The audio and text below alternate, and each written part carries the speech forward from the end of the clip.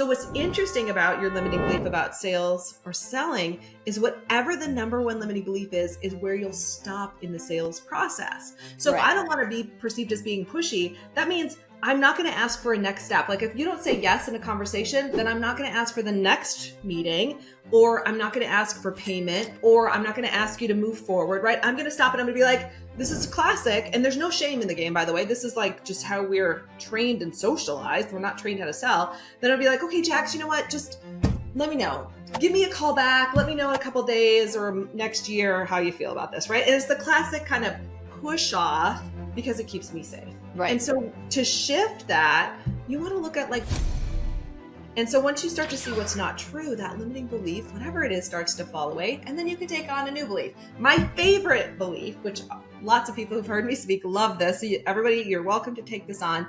Instead of a pushy salesperson, I am a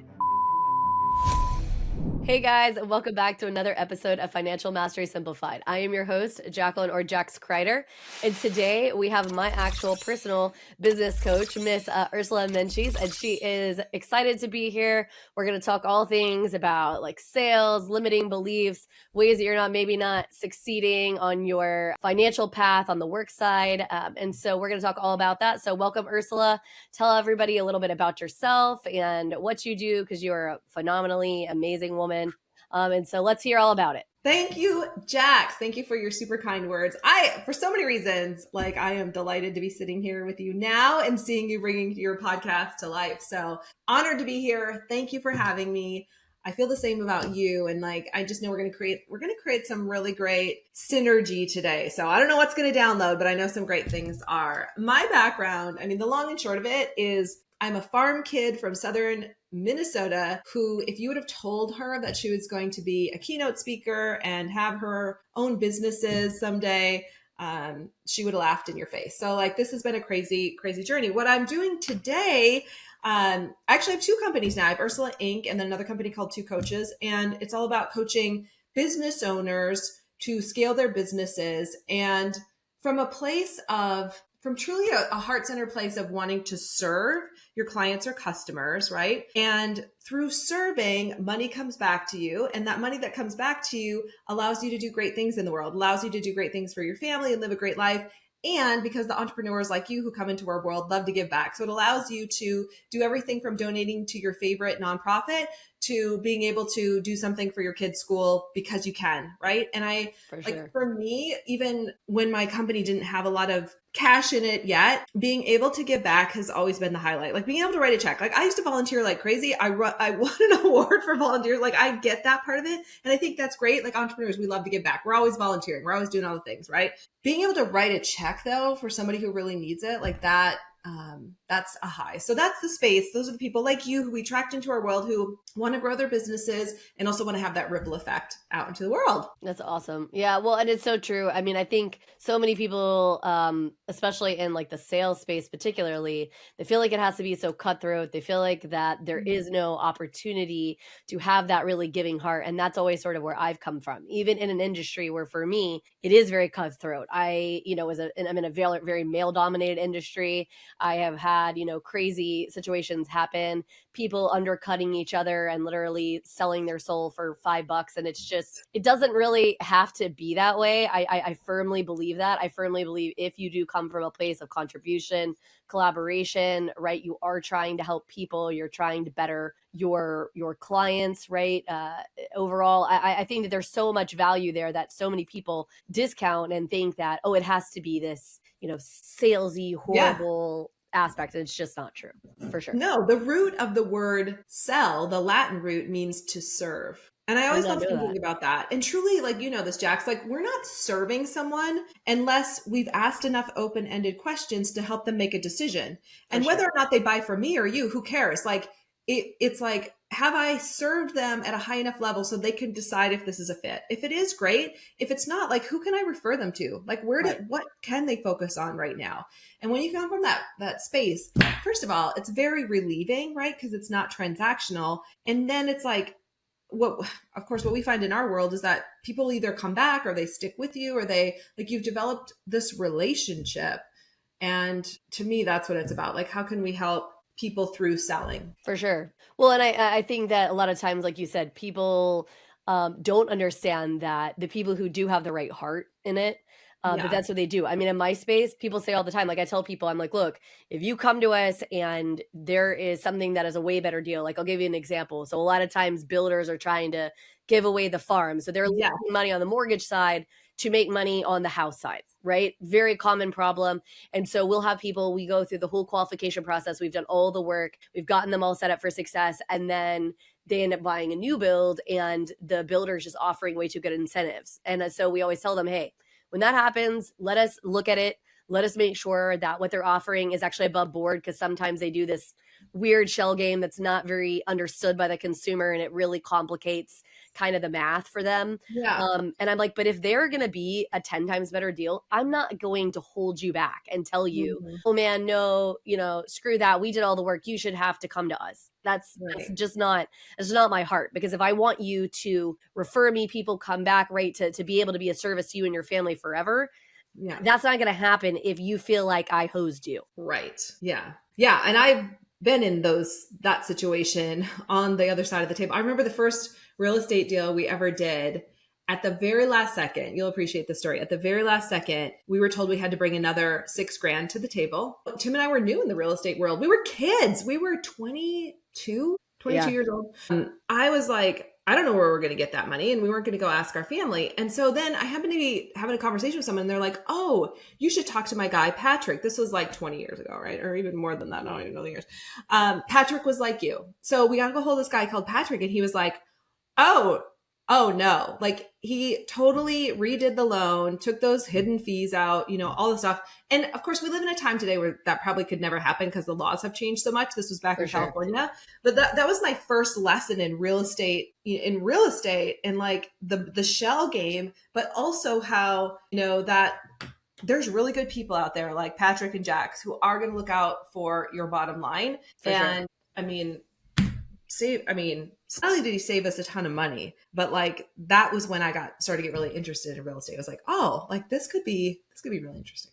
Well, and the funny part is, I think the reason that people, first of all, don't really even like to talk to mortgage people or all that, I think there's a fear there, because no matter how many times I talk to people all day and I talk about how I love math, I like especially in mortgage, the creativity of it, sort of the shifting of numbers around and stuff like that. And I'll just never forget how all these people are like, oh, math, it's so hard. And there's like this perception around math that it has to be difficult and challenging and that nobody can break it out in a way that you could understand, which kind of, I don't know, I guess it sort of cracks me up. It goes back to what you and I were discussing prior to the show, is that a lot of times we see problems when they don't really necessarily exist, and we make more challenges for ourselves. And I'm the number one worst candidate for this, because I am a classic overthinker. In fact, Ursula probably has to tell me all the time, hey, Jax, like, let's maybe not do that whole part there. Okay, but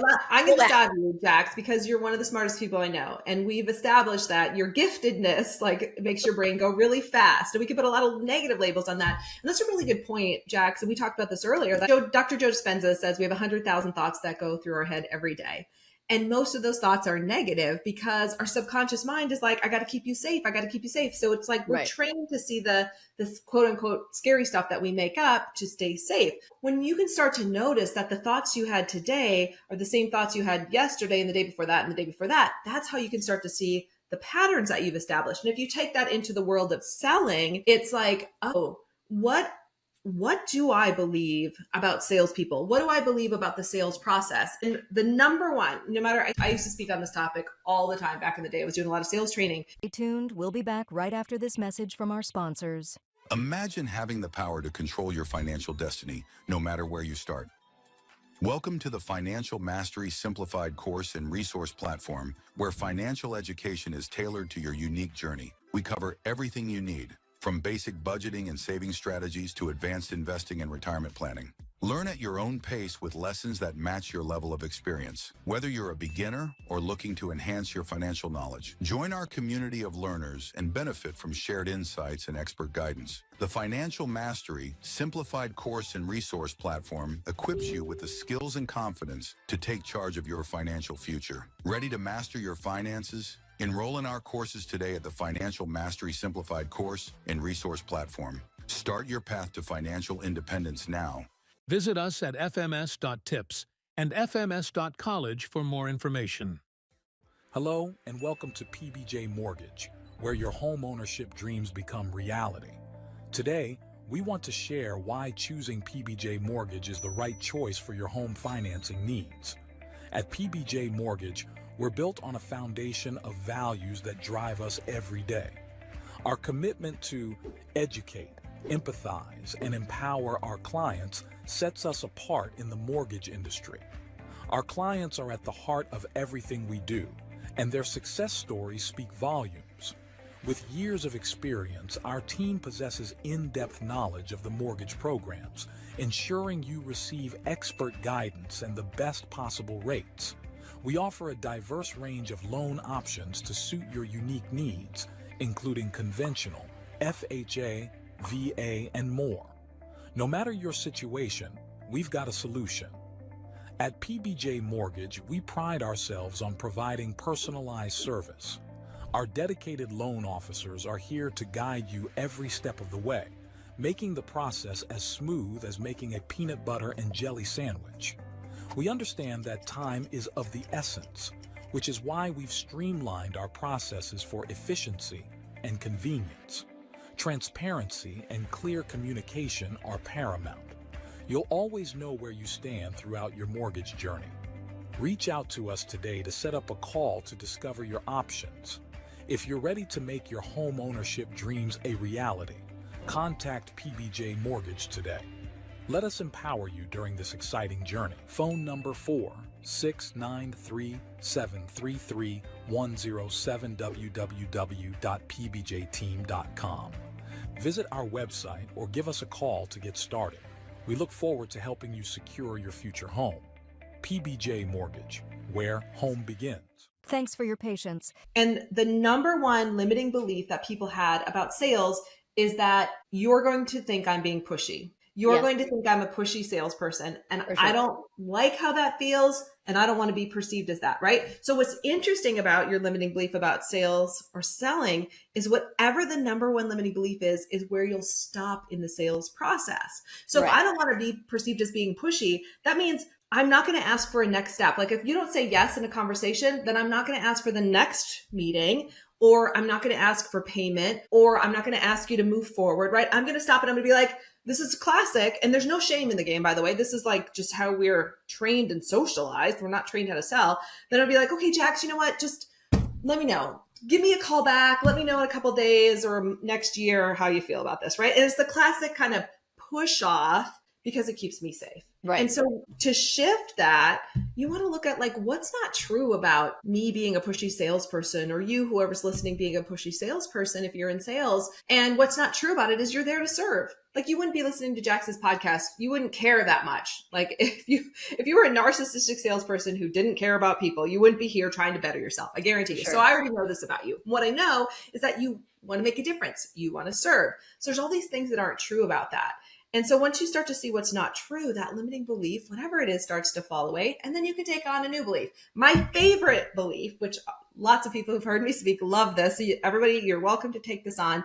Instead of a pushy salesperson, I am a professionally persistent problem solver. And that's what you are, Jax. Like you get somebody in front of you and you're going to do hat tricks to figure out how to either get them the best mortgage deal or refer them to somebody else. Like that's what you're going to do, right? So you're a professionally persistent problem solver. That's what we do all day long. And when you can really step into the feeling, the energy of that, it's very relieving because then it's not about you, it's about the person you're here to serve.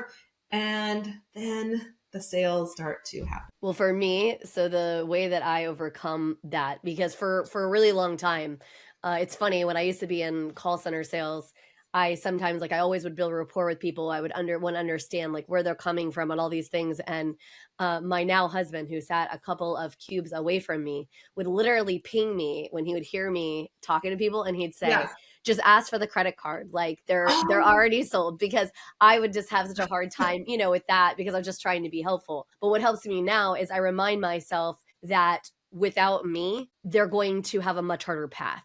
right? Like I am coming from a place of help. I know that I'm a professional. I also know how many people in my space are not professionals, who do not act correctly, who don't do their jobs well. And so if I don't help, then what's going to happen to that person, right? So me not, pushing a little bit forward to see like where, if they're ready to go forward or not. It's not necessarily me trying to push them outside their comfort zone. And I always make that quite clear that, hey, this is your decision completely. However, I also will push them a little bit because I want to ensure their well-being. I tell this story, and I've told it a few different times. So there's a very good friend of mine that she and I went to preschool together.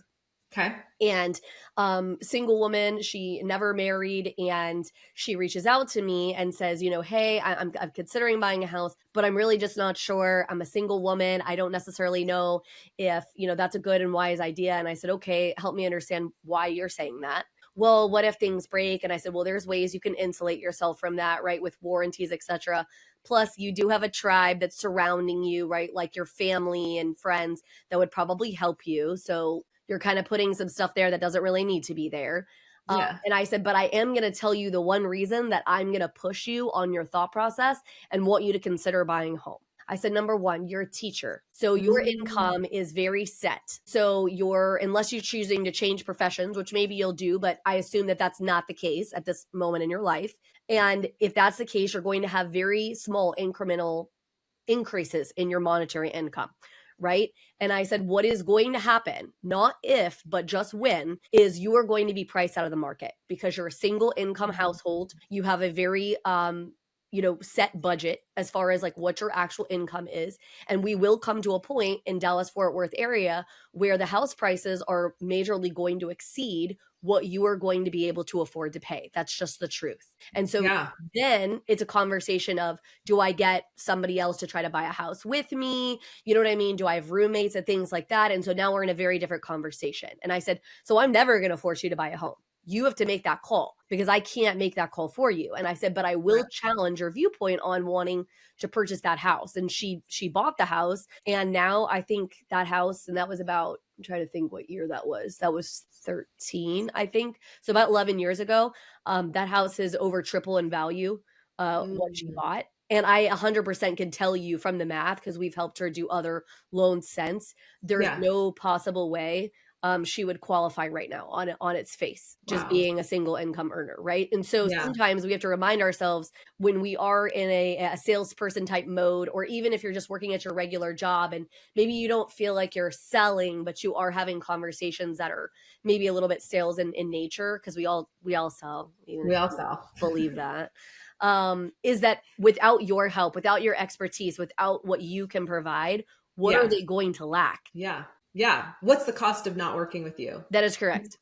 In fact, that's a question I have. I'm teaching Nail Your Sales Script tomorrow. And that's one of the questions is, what is the cost of them not working with you?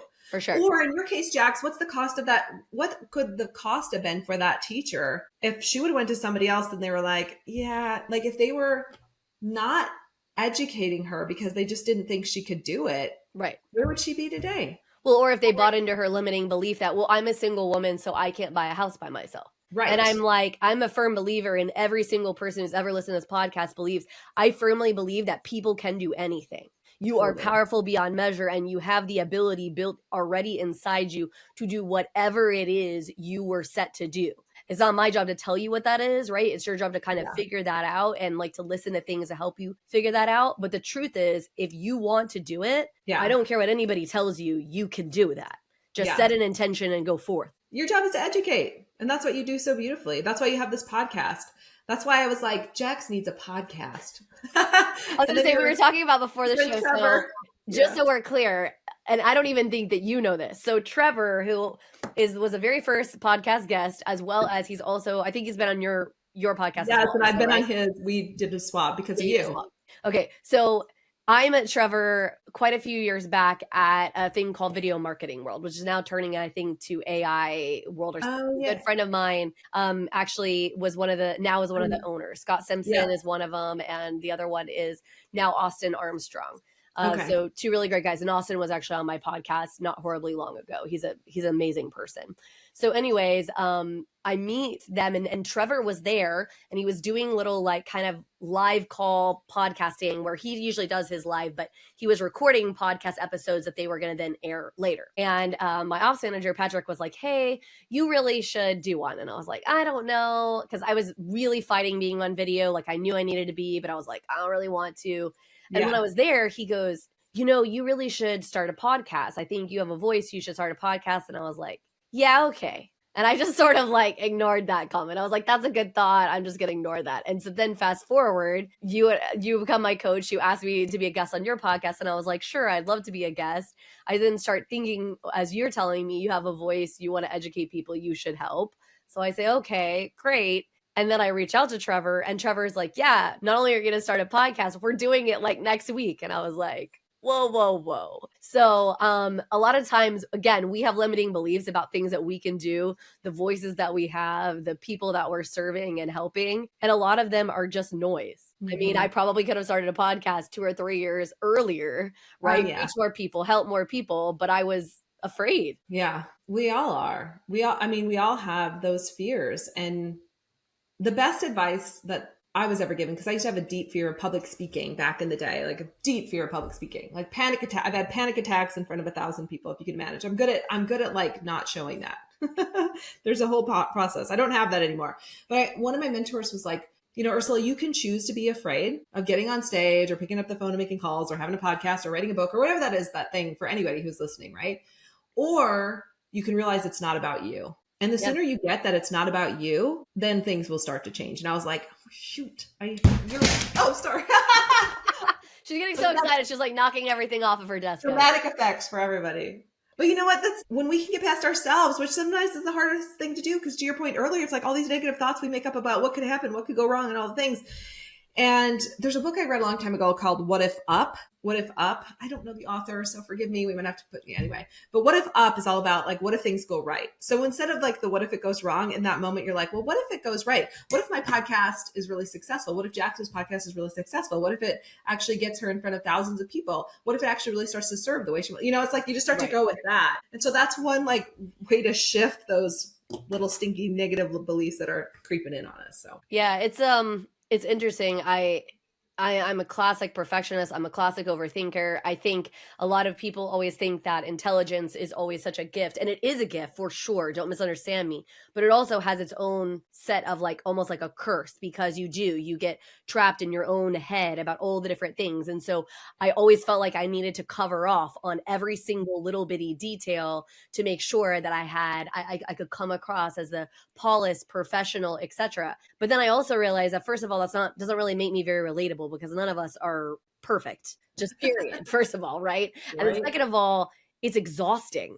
Like it's exhausting trying to do it. I probably would have never launched this podcast if I thought it had to be perfect, because I'm not perfect all the time. I stumble over my words. I don't necessarily have the perfect polished plan for every podcast episode.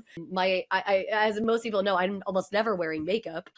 So you know what I mean? And I joke all the time about my 4,000 purple cups that are behind me. And so I talk about finances, but I'm not necessarily perfect either, because here's over here me buying a bunch of cups. Like, oh, wait, do we want to see the most recent beautiful those purple cup? Nice. Yeah, like I love it.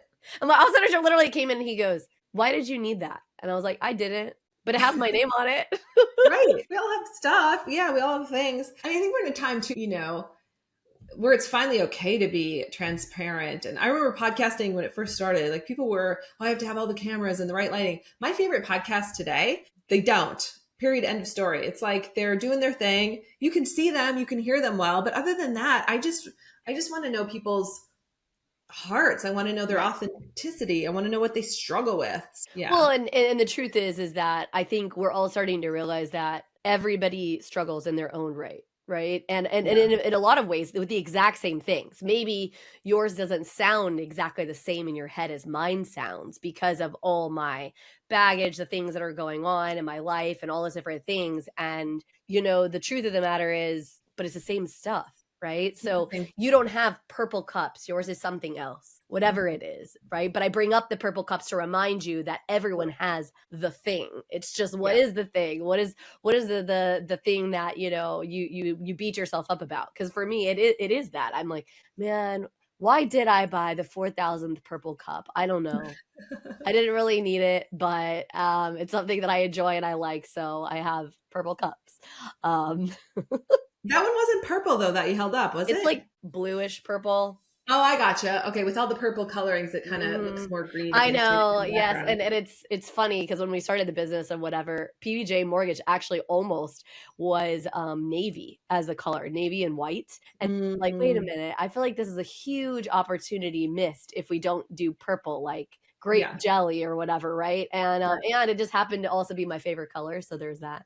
Yeah, I love it. I love it. I just really enjoyed that. But yeah, I mean, so like I think that, like I say all the time, you have to sort of be intentional. And we've been talking a lot in our coaching group about not just intentionality, but the vision behind Mm, like what you are yeah, intending. So I would the like you to end. speak to that because for me, I don't think I ever really thought about how important that visual in your mind is. But Mhm. it is. It's super important and how it can really shape and affect how you get to the end game that you're really looking for. Yeah. And this is like I've been doing this for 2 decades, studying. My obsession is books. Like I have like probably 7,000 books on my Kindle, and then I just don't have as much room for my hard copies anymore, but books are my addiction. Stay tuned. We'll be back right after this message from our sponsors. Welcome to Financial Mastery Simplified, your go-to podcast for making smart money decisions. We break down complex financial topics into easy-to-understand advice you can use every day. Our experts cover everything from budgeting and saving to investing and retirement planning. We give you the tools to take control of your money and build the future you want. With Financial Mastery Simplified, you'll feel informed and empowered to make the best choices for your financial health. Tune in to Financial Mastery Simplified on your favorite podcast platform. Start your journey to financial confidence today. Visit us at fms.tips and fms.college for more information. Welcome to House U, where we believe in the power of education. At House U, we're more than just a brand. We're your partner in home ownership, dedicated to educating, equipping, and empowering you every step of the way. Education is at the heart of everything we do. We offer comprehensive resources designed to make home ownership simple and accessible for all. From understanding mortgage options to mastering home maintenance, House U provides the knowledge you need to make informed decisions with confidence. We host workshops and seminars, bringing together experts and community members to share insights and build a stronger, more informed community. Because when you're educated, you're empowered. House U, home ownership made simple for all. Visit our website or contact us today to start your journey with House U. Empower yourself with knowledge and embrace the joy of home ownership. Thanks for your patience. Now back to our conversation. I've been, I just anytime I can find something that's going to help our clients, right? That's what I love to do. So I can experience it and share it. And this year I've just come across some really interesting stuff that's taking what I already know. I'm certified in NLP. NLP is neuro-linguistic programming. So in NLP, you talk a lot about the end result and working backwards. What's become clearer and clearer to me though, is it's more than that. And by the way, I totally get for your listeners who are like, I'm not visual, I don't see things. I get that. That's why you want to bring in all your senses. However, for those of you who think you're not visual, pink elephant. Okay, you all just thought of one. You can't not. Like you got the pink. So that's how you know you're like you can conjure up an image because if I say pink elephant, everyone you know what that looks like in your mind. So that's how you create an image, right? It doesn't have to be perfect. I think people get stuck on I don't get the perfect image. It's the beyond the like what's one step beyond the end result. So for example, health. We're in the New Year's time. A lot of people say, I want to be healthy. They might put a, picture or they might say health on their goal. Like I want to be 100% healthy. Well, what's interesting is mind is going, I thought I was healthy. Well, maybe I have to make you not healthy so then you can experience health. Well, we don't want that. Cancel all of that, right? So what's one step beyond health? What would that mean in your life? For somebody, it might mean, I was talking to a client the other day who's doing an Ironman. That's not my thing. Mine either. However, I admire people greatly who do it. So for them, health could be crossing the finish line and being hugged by their friends and family members at the Ironman, whatever it is, right? That's the end result. If it's success in your business, what would be a representation of that success? Maybe at the end of the year, you have a goal that when you hit 7 figures or you break through 7 figures, you're going to take your team, your whole team is going to Costa Rica, I don't know, or Las Vegas, and you're going to have this dinner out. Well, that's what I want your visual to be. And it's your visual. So you picture, and you're not watching yourself, right? You're actually there in the moment with your team members. You can smell the ocean. You can, you hear the sounds that are around you, all your, your sight, your senses, your hearing. And then most importantly, what does it feel like in that moment? So in your stomach, I'm pointing at my stomach, your core area, what's that feeling, and taking that and multiplying it by 100. So you're getting in touch with all your senses. So think about the step beyond the step. And that's a piece that I think has been missing a lot, because a lot of people just picture the end step, but then it's like missing something. So it's like, go through the finish line. What's on the other side of that? Yeah, no, I agree with you. I think also for me, it's a very long story, but I'm going to make it short. So I met this woman through some group, and she asked if, people would be willing to do this like little therapy piece, like session type thing with her, right?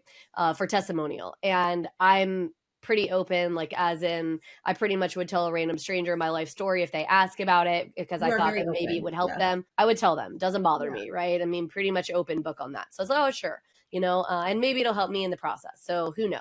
And she and I are talking through, and you know more than maybe all the listeners do, that I've had some challenges with some of the stuff that I've dealt with my parents, because my parents are wonderful, amazing people. But there definitely has been this sort of exacting standard that has sort of been on me my whole life. And so it comes across as in a kind of a negative way towards me, I suppose. And even though that I know that that's not their intention or their heart, I think their intention is to try to make me better and to try to push me forward, which I can appreciate as a parent. But on the same token, it has kind of negatively affected me and made me even more in my own head about perfectionism and doing all the right things and whatever. And as we're going through this conversation and stuff like that, she looks at me and she says, first of all, it's amazing. You're very self-aware. And I was like, I appreciate that, because I worked on that for a long time, to really dig deep and to ask myself hard questions and to try to make myself aware of like my own limiting beliefs and my own thoughts and like what was holding me back and all of this stuff. And she's like, why don't you just let that stuff with them go? And as weird as it sounds, the fact that she just asked me that question, it was like, until she said it, my brain didn't even know that was a choice. I think sometimes we get so caught up in all of the stuff going on that we don't realize that this super simple, easy choice is just the right one. So whether it's just like a super limiting belief, a challenging relationship, or whatever it is, and my brain was like, yeah, I could just let it go. Yeah. Not that every day that was going to be simple, right? Obviously, but I don't think that a lot of times when we are going through some of these challenges and things, when we're doing some of these visuals, trying to get to where we want to be, that we really think through that sometimes it just is that simple enough to sit down, write down our intention, think into it, like put that vision into our minds and just get it.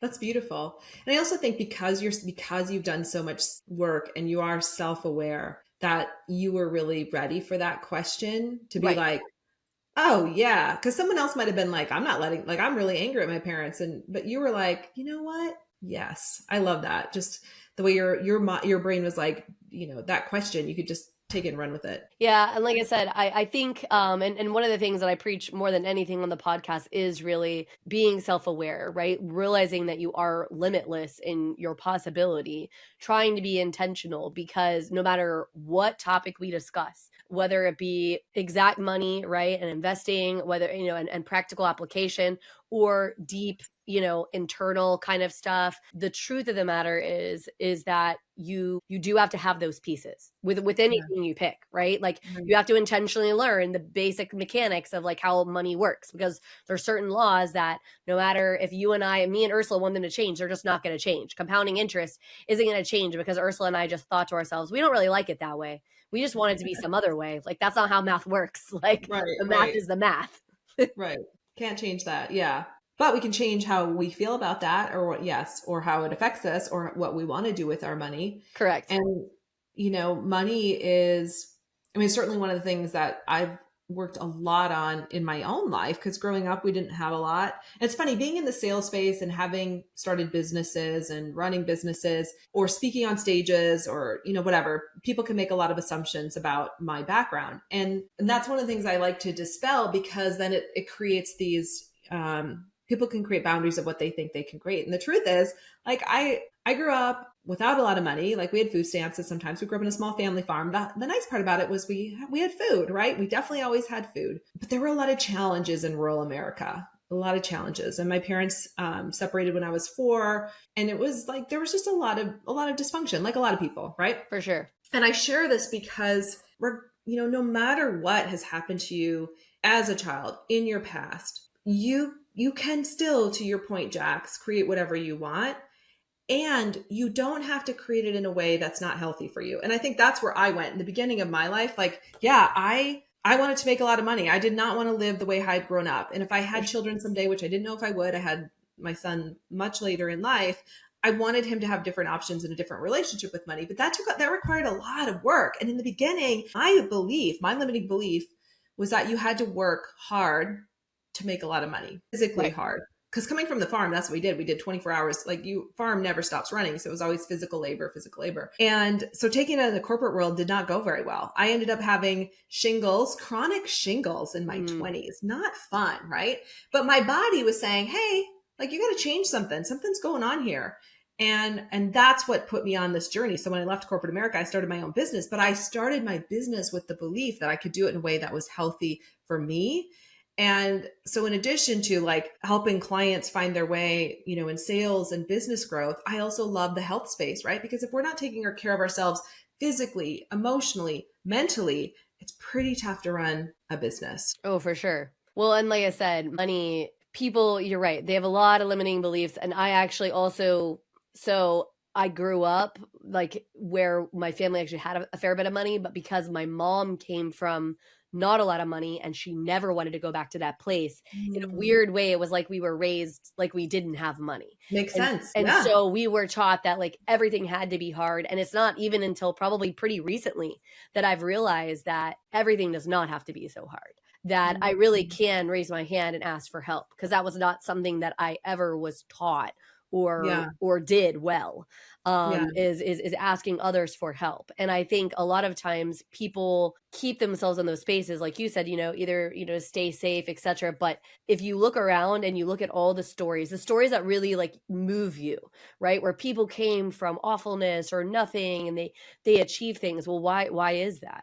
Because they were willing to make some of those hard, like really look internally and really be intentional and say, okay, I'm going to make an adjustment here, right? I want to overcome that. Something is broken. Something is not working right.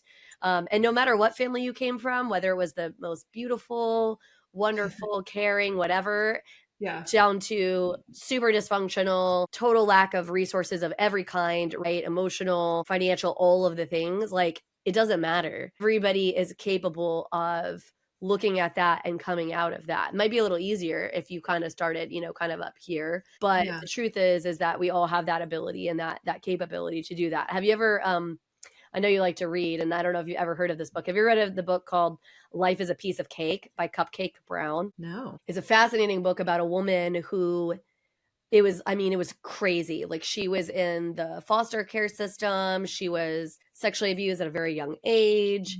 All these kind of crazy things, addicted to drugs, like everything. And now she is an attorney. Wow. Love and it. Just like this whole process of like how she went through her life and the things that she did, to basically overcome. And so I think so many times, we look at those people and we're like, oh yeah, but they're not me. But again, I firmly believe that each and every one of us is built with that ability inside of them to be able to do great things.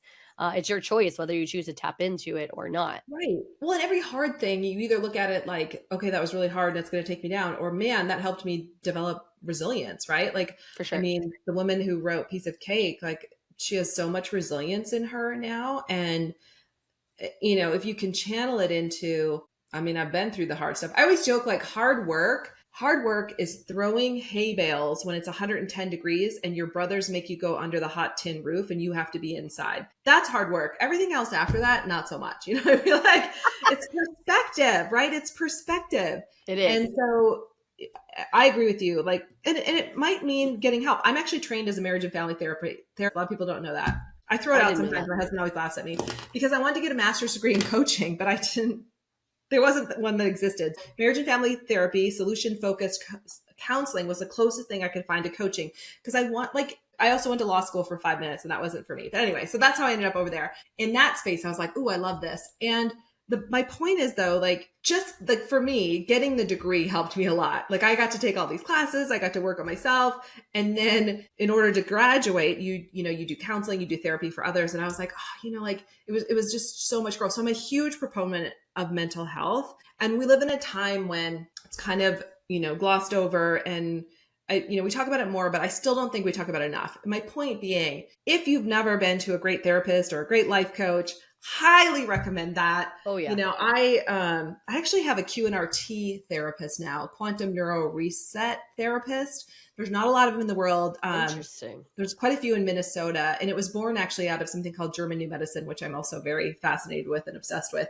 But yeah, QNRT, very interesting. So QNRT is like, how do I even explain it? When I work with Nancy Sazlo, she's my QNRT therapist. She does these really cool things that I can't even explain because she's trained in it and I'm not, but she can tell right away where something is stuck in my brain. And it's like a trauma from like 5 years old, or a trauma from, and she can tell you when the trauma was from. And then she'll be like, what happened at this age? And I'll be like, there's this thing. And she's like, all right, well, what you're stuck in. So it's a little bit of muscle testing kind of within this cool thing that she does. And she'll say, well, whatever happened, you felt shame around that. And now that's showing up in your life in sales, for example. So she'll tie it to a current thing. It is mind-blowing. And it's one of my favorite methodologies, because you don't have to, like, I've been to talk therapists and sometimes that's really helpful. And sometimes Nancy just gets to sit and listen to what I am throwing up on her in that moment. But then she takes it and goes, okay, well, I'm going to do this thing. I'm going to tell you exactly when it happened and like what you're working on and what's tied to in your life right now. Part of that is just helping get the brain unstuck. So you're not like where we started earlier. So you're not cycling around the same thing over and over, which is keeping you stuck now. So past trauma can be showing up and keeping you stuck now. No, agreed. Well, and that's actually the whole reason that I created Financial Instincts Framework, is because I'm trying to help people figure out where some of these blocks are, because with the money piece, you're finding that, the traditional rules didn't apply. They're trying everything, every way that they can to do all the right things, so to speak. Yeah. And it's like a lot of times the reason the right things aren't necessarily working is, number one, they may not be right for you. And number two, what do you have that's stuck over here on the financial viewpoint belief system that is not allowing you to do any of those things? Like, even if you try to do something that should work for you, it won't, because you're going to keep coming back against the same block and you're just not going to realize it. All you're going to do is keep hitting the wall and feeling like a financial failure. And then, you're going to go down the path of being the failure on all the other pieces. And it's just not going to yield to a good and a solid place. And so I think a lot of people just don't realize and recognize the blocks with money and otherwise, right? And so that's a really cool way to figure out how to get unstuck. Well, we're coming up against time. And so I'm going to let you kind of share with everybody what kind of offer you have, and also maybe your biggest takeaway. But we so appreciate you coming on the conversation at some point when you're not, I know you're so busy all the time, but we'll have to have you back on, because it was a fascinating conversation and you and I love to go deep. So there's that.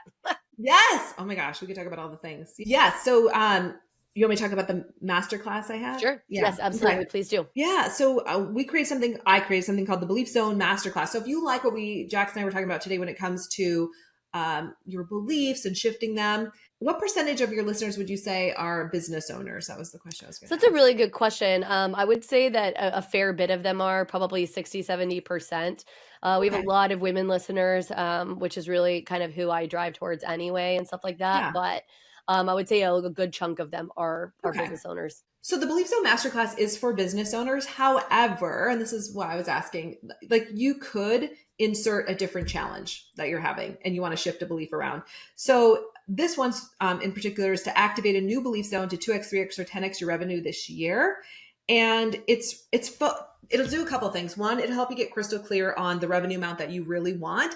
And then it'll help you dive into and notice, like Jax was just talking about, like, what am I pushing up against when it comes to growing my business? Am I stuck in some beliefs around scarcity? Like, I can't hire to grow, but I can't not hire.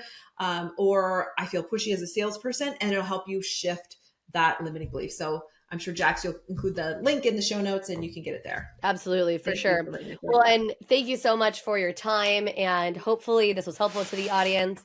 And so we hope to see you back on another episode of Financial Mastery Simplified. And, come back and see us next week. Thanks, Jax. Thanks, everybody. Have a great day.